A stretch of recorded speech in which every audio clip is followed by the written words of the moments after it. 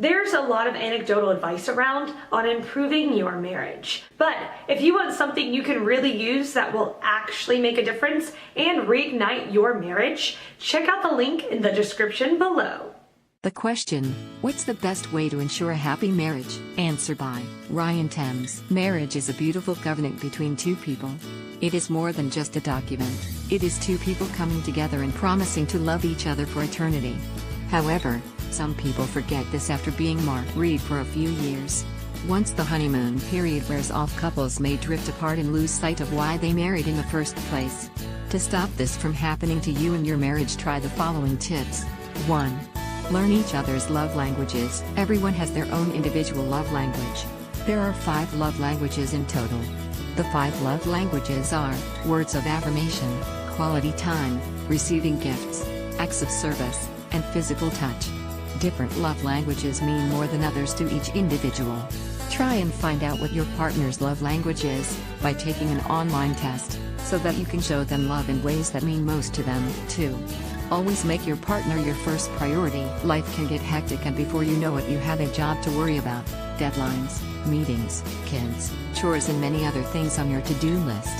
Often you end up neglecting your relationship or your partner without even realizing it. Make sure that no matter how busy life gets, you always make time for your partner and that they always feel like your number one priority. 3. Always support your partner. Being in a relationship is like having a teammate for life. Support each other. Stand up for each other and never let either of you feel alone. It is especially important to support your partner in front of other people. Even if you do not agree with them, make sure they know that they support you regardless. 4. Always be honest and open with your partner. Little lies turn into big lies. Leave lies out of your relationship if you want to stay happy. Always be honest with your partner. This will build trust and will help you have a strong relationship. Having an honest relationship will also benefit you, and you will never have to believe what someone else says about your partner, because you know in your heart that your partner would never lie to you.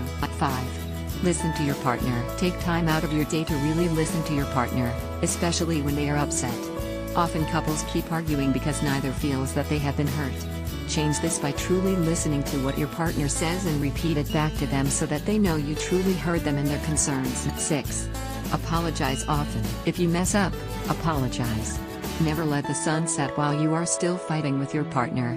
Always try to be the bigger person and apologize first. This will strengthen your relationship and show your partner that you are willing to do whatever it takes to make things work because you love them. 7. Forgive them. Forgiving does the same thing. It shows that you are willing to do what it takes to move forward together in life. Often couples hold on to anger and the little things that their partner did. This allows resentment to grow and can be detrimental for any relationship. Rather, learn to forgive your partner whether they apologize or not. Don't put up with disrespectful behavior, but do forgive them if they mess up. We are all only human after all. 8. Go on adventures. When life becomes busy, couples often stop doing fun things. This leads to boredom setting in, which can lead to wandering. To avoid this, never stop being adventurous together.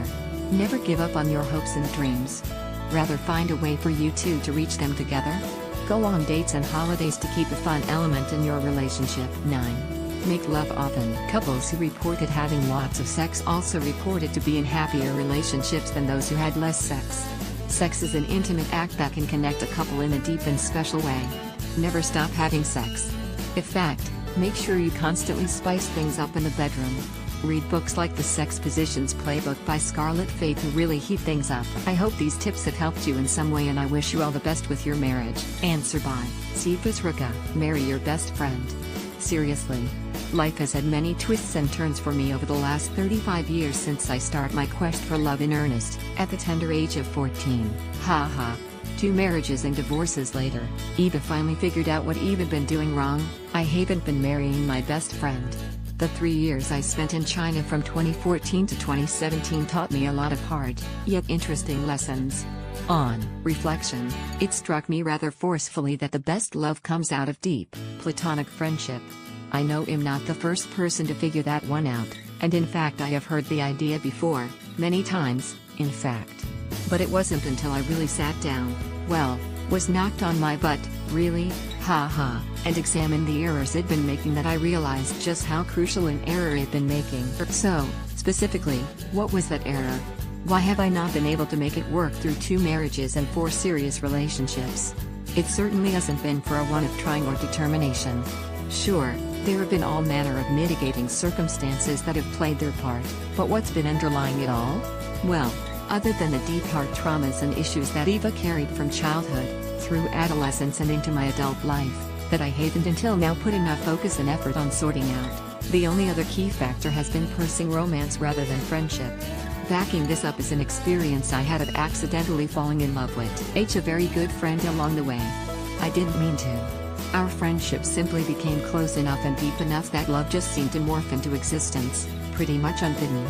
Musing about it over a period of a week or so, it struck me just how profoundly important deep friendship was for providing the necessary framework and basis for love to grow organically. And the more I thought about the people Eva counseled on Quora, my own life experiences, and the generally poor state of marriage around the world, the more I realized just how many people crap in their own bed by being laser-focused on romance, almost to the complete exclusion of friendship. I remember part of the vows my first wife and I made, with words like "Today I will marry my best friend." Fine-sounding words, even correct words. The problem was that we weren't actually best friends.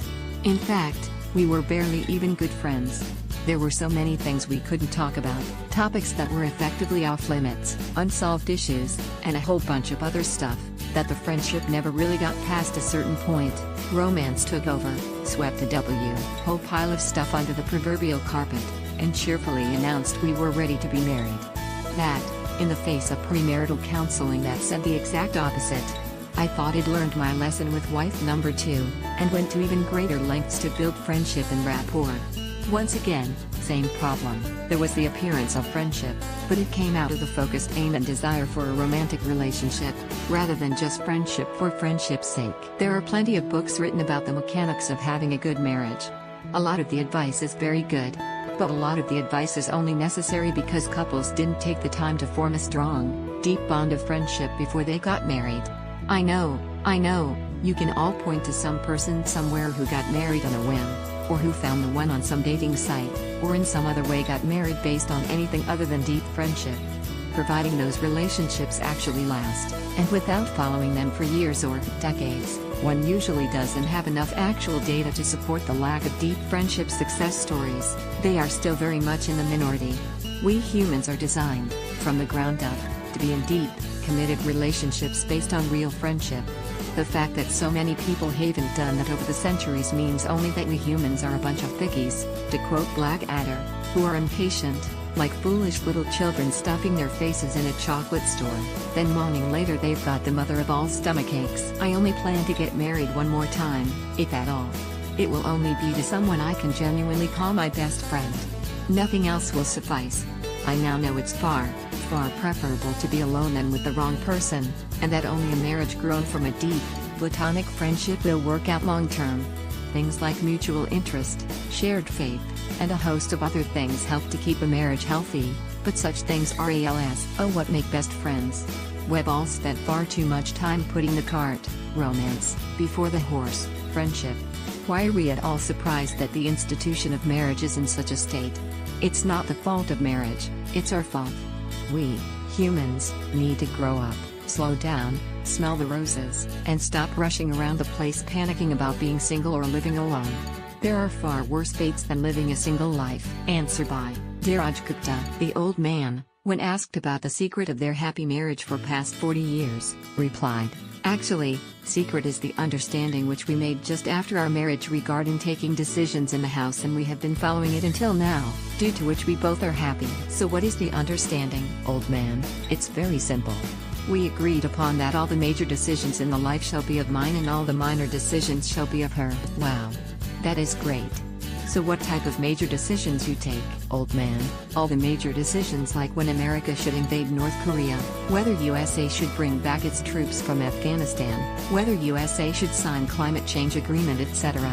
And my wife uses to take all the minor decisions like, what should we eat/wear today, in which school our children should be admitted, which car or house we should buy, at what time we have to switch off our lights daily, etc., etc. Quite simple, isn't it?